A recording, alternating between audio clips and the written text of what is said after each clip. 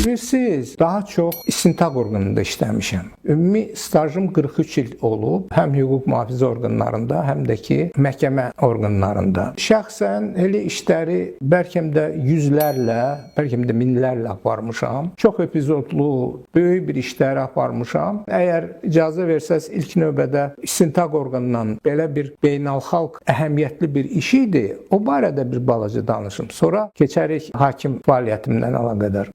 1993-cü ildə mən Daxili İşlər Nazirliyinin Baş İstintaq İdarəsində xüsusilə mühüm işlər müstəntiq işləyərkən məni bazar günü, indiyəcən yadımdadır, Nazirliyə dəvət elədilər və bildirdilər ki, Rüstəm Mustafayev adına Dövlət İncəsənət Muzeyində 12 rəsm əsəri oğurlanmışdır. Ora gedərkən çox maraqlı bir faktla qarşılandım. Həmin rəsm əsərləri Bremen muzeyindən oğurlanmış 1945-ci ildə Rembrandtın fırçasına, Van Dyck, Dürer, Mark Antoniya, elə bir məşhur rəssamların fırçasına məxsus rəsm əsərləri oğurlanmışdı. Mən mərtəq qaldım ki, bu nə cür gəlib Bakı Dövlət Muzeyinə daxil olub. Müəyyən olundu ki, 1945-ci ildə bir Qazaxstan vətəndaşı əskər Almaniya Respublikasında olarkən müharibə zamanı həmən Bremen muzeyindən 14 əsəri oğurlayıb və Sovet hökumətə daxil olankən nə cürsə gəlib Bakıya çıxıb. Onu Bakıda keçmiş NKVD işçiləri saxlamışlar və həmən 14 əsəri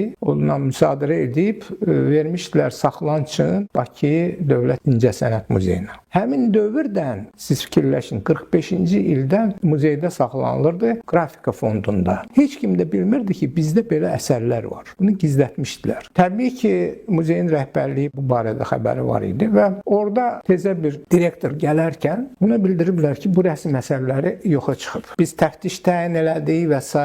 İlk növbədə Bakıda yerləşən Mərkəzi Interpol bürosuna müraciət elədik. O dövrdə birisi çox çətin idi. Tərcümə elədik, onların müəyyən hissəsində qalmışdı. Şəkilləri verdik, əlamətlərini təfsir elədik və s. Göndərdik bunu bütün dünya üzrə Interpolun kim daxildirsə onlara. Təftiş zamanı müəyyən olundu ki, ümumiyyətcə muzeydə 262 dənə əsər yoxdur. Çox belə nadir şərq miniatürləri və digər rəsm əsərləri çatışmır. Bu da bilirsiniz 92-ci ildə Sovet hökuməti dağılandan sonra dərəbəylik, oradan nə istəyirsən çıxardırdılar. Hətta bizdə ifadələr var idi ki, inventar, seyfləri aparırdılar. Nə istəyirsinizsə oğurlayırdılar orada.